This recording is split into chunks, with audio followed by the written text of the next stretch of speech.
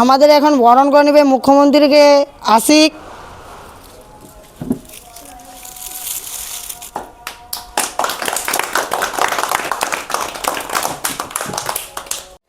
আমাদের মাঝে এখন মুখ্যমন্ত্রী কিছু বলবেন, আমি বলার জন্য অনুরোধ করছি। নমস্কার, সবাই ভালো আছেন তো?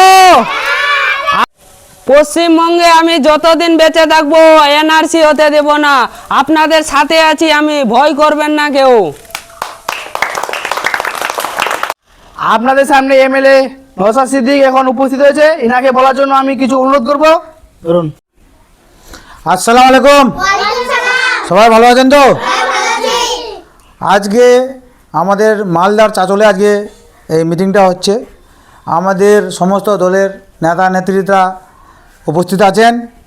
আজকে আমাদের অঞ্চল সভাপতি উপস্থিত আছেন এবং চাঁচলের আপামর জনগণ সবাই উপস্থিত আছেন।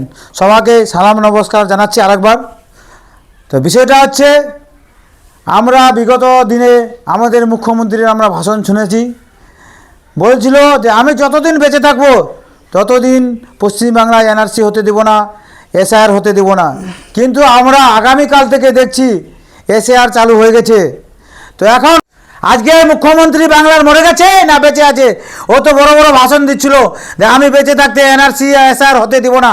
তো কিন্তু আজকে কেন চালু হলো, এটা জবাব দিতে হবে।